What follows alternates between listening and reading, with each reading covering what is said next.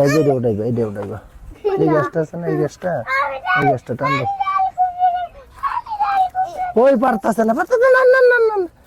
আসসালামু আলাইকুম, আশা করি সবাই ভালো আছেন। আলহামদুলিল্লাহ আমরাও সবাই ভালো আছি। আমরা গত বছর ড্রামে কিছু স্ট্রবেরি চারা রোপণ করেছিলাম, তো সেখান থেকে বুঝতে পারলাম ফাইজা শাফির স্ট্রবেরি খেতে খুবই পছন্দ করে। ফাইজা শাফিরের স্ট্রবেরি খাওয়ার আগ্রহ দেখে এই বছরও কিছু স্ট্রবেরি চারা রোপণ করার ইচ্ছে জাগে।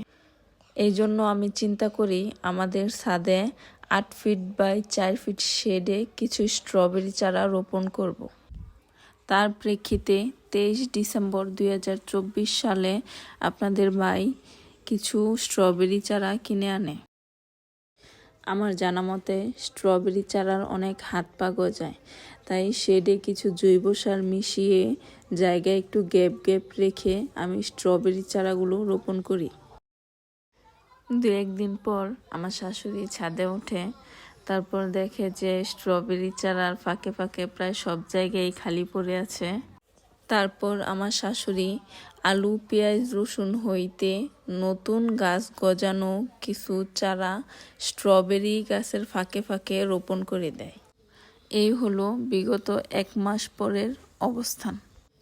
তারও 1 সপ্তাহ পর আজ স্ট্রবেরি চারার কিছু আগাছা পরিষ্কার করি এবং সবজি রান্নার জন্য শাশুড়ির রোপণকৃত পেঁয়াজ সহ পেঁয়াজের পাতা উঠিয়ে নিই।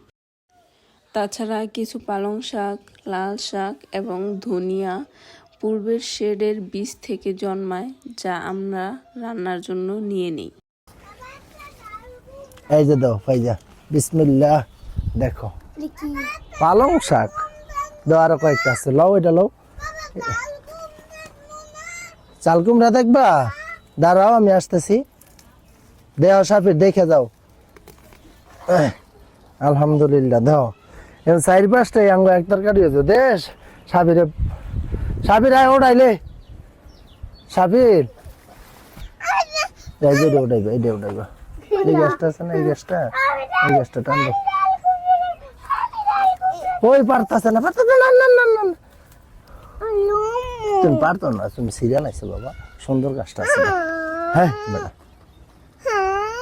এই যে দাও, মাশাআল্লাহ আঙ্গ এক তরকারি হয়ে আছে গা। সাফির এরকম করে না বাবা, এই যে স্ট্রবেরি গাছটা ভেঙে দিতেছে।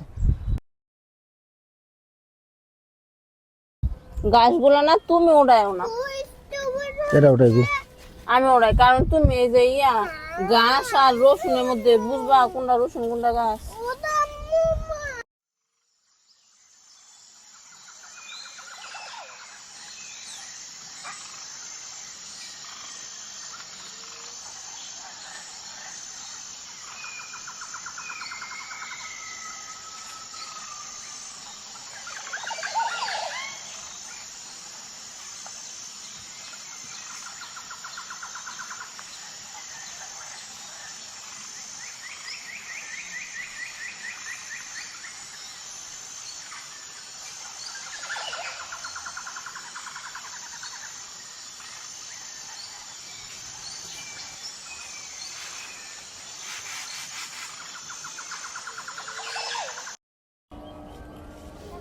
এই যে এইটা দেখো,